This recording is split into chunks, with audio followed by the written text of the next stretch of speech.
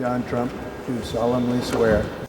First at 5, Donald Trump takes the oath of office, becoming the 47th President of the United States. Thanks for joining us. I'm Rochelle Murcia. And I'm Michael Patterson. Frigid temperatures across the country forced Donald Trump's inauguration to be moved inside to the Capitol Rotunda for the first time since 1985. National correspondent Kayla Gaskins has more from a very cold Capitol Hill. Instead of giving his inauguration speech to the crowds of people expected to fill the National Mall, Donald Trump kicked off his second term in the Rotunda, declaring a golden age of America that starts now. I, Donald John Trump, do solemnly swear. Donald Trump taking the oath of office for the second time in 8 years. Congratulations, Mr. President. A moment many thought was unlikely after assassination attempts, both real Look at what happened. and political. That Donald John Trump, President of the United States, is impeached for high crimes and misdemeanors. During the inaugural address, President Trump did not hold back on criticism of where the country is. We must be honest about the challenges we face. For many years, a radical and corrupt establishment has extracted power and wealth from our citizens while the pillars of our society lay broken. And optimism of where it's headed. From this moment on, America's decline is over.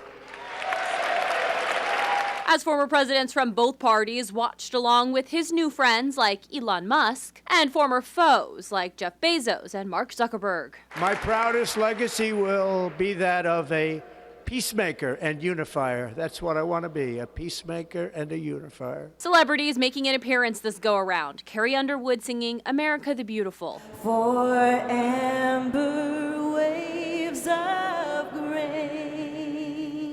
After the pomp and circumstance and a send-off for his predecessor, it was back to work for Trump. Because, you know, it's action, not words that count.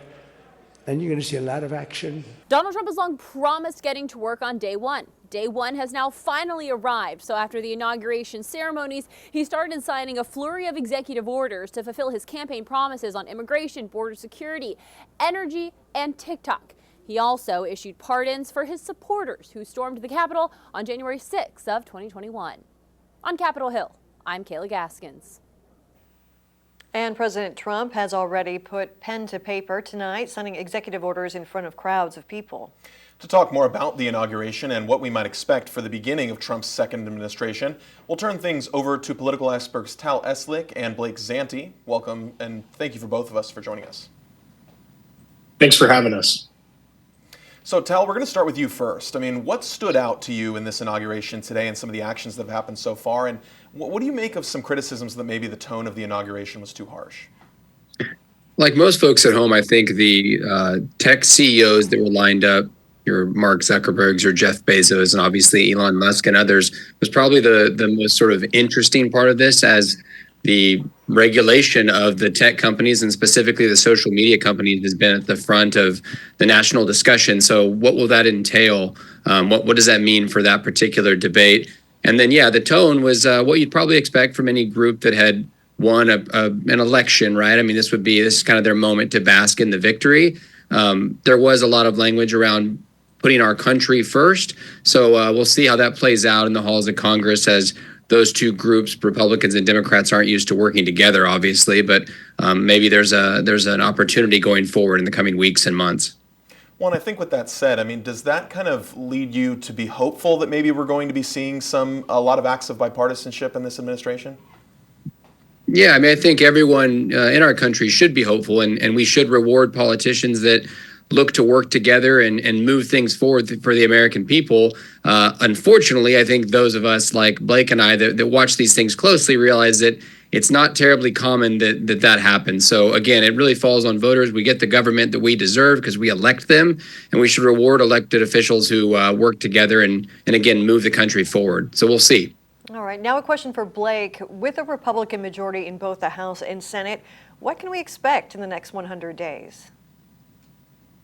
Well, I think you see a very different Donald Trump coming into his second term as president now than his first term. You know, in 2016, he was very much an outsider. He was running as sort of an insurgent to government. This time around, while he may be posing this message as an outsider. This is his second term as president, and so I think he understands a little bit more how the gears turn within the federal government, what he needs to do to be able to work with Congress. And so I think we're going to see movement on things like tax reform, trying to renew some of the Trump tax cuts, and also things like immigration, very much a part of President Trump's message over the last couple of years on the campaign trail. And so I think those things are going to be at the forefront of the president's agenda in the next 100 days. All right, going back to Tal, what do you think the placement of tech executives means for the potential regulation of social media companies? I think it's actually an important theme where there are business folks who believe that there are opportunities to position themselves well with President Trump. That wasn't necessarily the case 4 years ago, and it certainly wasn't the case even just a couple of years ago, but that seems to have shifted, right? So now the question is, are we going to get sort of the Trump version of a Republican, more of the sort of legacy Republican, think sort of country club Republican, George W. Bush Republican, or even a Tea Party or small government Republican? It'll be interesting to see in the coming weeks what that is. There was a lot of talk today of the government doing things. For many of the folks in Washington, D.C., they want the government just doing less. They don't want a savior. They want a smaller government. So we'll see what we're going to get, and obviously need to not lose sight of the fact that half of the folks in Washington are of completely different worldviews than President Trump at this point. All right, now finally a question here for Blake. You talked a little bit earlier about some of the priorities of the Trump administration, and we've seen some of these executive orders pushed forward with today, especially when it comes to energy production. And so what kind of, at least from the executive orders that we've seen today, how's that going to impact the Central Valley here? Well, I think it certainly has a huge impact in the Central Valley, and especially a place like Kern County, where energy production, oil production is such a big deal. I think we heard it pretty loud and clear during the president's inauguration speech that he wants to return to that initiative of restoring American energy independence. And part of the president's strategy is to increase oil production. Certainly it's going to be interesting to see how that plays out between Governor Newsom and the president in the coming years. There's certainly a lot of friction there between the state and federal government, but it's going to have a huge impact on the Central Valley economy, a place where cost of living is very much at the forefront of people's minds here when it comes to the agricultural and energy production economy that we all rely on. All right, Tal and Blake, we appreciate your insight. Thank you so very much for joining us this evening. Yeah, thank you for the opportunity. Thank you. And shifting now to today's question of the day, which is, how do you feel about the next 4 years with Donald Trump as president? You can weigh in by scanning the QR code tonight and tapping on the link. If we can get that QR code up on the screen there. There we go. Your two options tonight are optimistic and pessimistic. Like I said, just scan that QR code to vote on that question, or you can always just head to BakersfieldNow.com/question. In our 6 o'clock hour, we'll take a look at the latest results. And as we mentioned earlier, some of Trump's proposed policies are expected to impact the Central Valley, and immigration reform is one of the many policies that has many on edge. Micah Thomas joins us in studio with more about the ongoing battle between state representatives and immigration advocacy groups. Micah. That's right, Michael Rochelle. Last week's Border Patrol operations in Bakersfield and other cities in California spread fear and anxiety through many communities, and it's left many uncertain about their future during President Trump's term. Community concerns over President Trump's plans for mass deportation continue to grow across the nation. Last week's Border Patrol operations in Bakersfield and surrounding areas sparked fear for immigrant families and individuals. Although Customs and Border Patrol said they were targeting specific individuals, the fear of being racially profiled kept some people inside their homes for days. Eyewitness News spoke with Central Valley Congressman Vince Fong regarding the recent operations and President Trump's plans on immigration reform. Well, those previous actions were done under President Biden, and of course, we're going to have to address those challenges. But again, as we move forward, the president has been very clear that the focus of these operations is to deal with criminals who are convicted or doing harm to Americans and to Californians. Vince Fong added that he hopes to see changes in California's sanctuary policies because of increased human and drug trafficking. our challenge as a state and as a community is our sanctuary state policies that unfortunately don't allow the coordination between our local law enforcement and our federal agencies, and that's unfortunate. I oppose the sanctuary state policies that are currently in place in California. They have to be undone. Oliver Ma, a legal fellow with the ACLU, says reversing sanctuary laws could have adverse effects. It is really tough for both our immigrants and our county when people don't trust law enforcement. And, the Californian laws that prevent collaboration between law enforcement and ICE is in part meant to increase the safety of our communities. For most immigrant advocacy groups, their message is the same: know your rights. Our advice is always to remain silent, if you're driving or you're out in the public, to ask if you are free to go. But other than that, if ICE shows up at your door, for example, we advise people to ask to see the warrant, either slip through the door or press up against the window or something like that, to ask to see the warrant and see if it's actually signed by a judge. California became a sanctuary state in 2017 and is one of 11 sanctuary states in the U.S. Reporting in studio, Micah Thomas, Eyewitness News.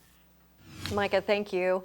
Well, President Trump got right to work, also signing the forms to officially nominate his cabinet members and leaders across the administration. Those names will go to the Senate for confirmation. He has installed acting officials. In the meantime, Trump also signed a proclamation declaring flags should be flown at full staff for every inauguration this day moving forward, including today. President Biden had ordered flags be lowered for 1 month in honor of the late President Jimmy Carter. Several governors, including Gavin Newsom, ordered flags be raised today. Southern Californians are once again bracing for dangerous winds and the risk of more wildfires less than 2 weeks after the outbreak of the Palisades fire. Everyone needs to be on high alert. The National Weather Service has declared a particularly dangerous situation the most urgent warning for wind and fire danger. Los Angeles and partner firefighters are pre-deployed, and we asked Angelenos to be prepared in case they need to evacuate. For more on those conditions down south and what we're seeing here in Kern County, we turn things now to Chief Meteorologist Ilya Naiman. Ilya.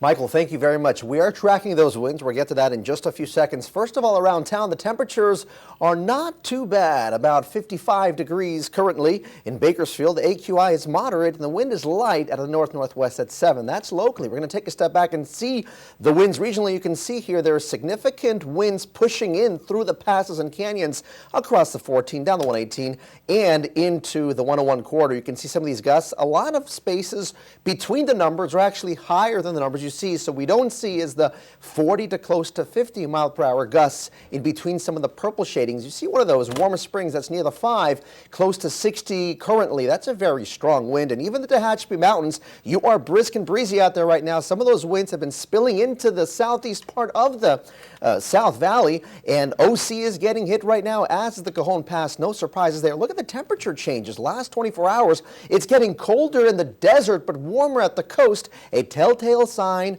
of the Santa Ana wind pattern we are currently in. We've got a freeze warning on tap for tonight right into the South Valley surrounding us in Bakersfield, and we've also got high wind warnings to our south, as well as an air quality alert for parts of the LA basin for blowing dust and ash. But we have a major change in our weather on the way. You're going to want to stick around for this forecast coming up in a bit. Michael and Rochelle, back to you guys for now. All right, thank you, Ilya. Well, we honor the life and legacy of one of America's greatest civil rights leaders. Today marks Martin Luther King Jr. Day. Although King was born January 15th, the holiday in honor of him is celebrated the third Monday of January of each year. President Ronald Reagan made it a federal holiday in 1983, with it first being observed in 1986. And here in Bakersfield, the holiday was celebrated with the annual Community Awards breakfast this morning at the Bakersfield College Event Center. There's a lot of work to be done, yes. Dr. King had a dream, and we are still working towards achieving that dream. This year's MLK Jr. Day is special as it coincides with the presidential inauguration. One person we spoke to said that he's optimistic that the incoming administration can keep King's dream alive. I am truly hopeful. I'm hoping that we can do something and that we can come back and make America great again and make America for all people. Later in the day, the NAACP at Bakersfield held a march to honor Dr. Martin Luther King Jr. It started at the St. Peter RCCM on Brundage Lane. That was followed by a Black Wall Street vendor event and a celebration at MLK Park.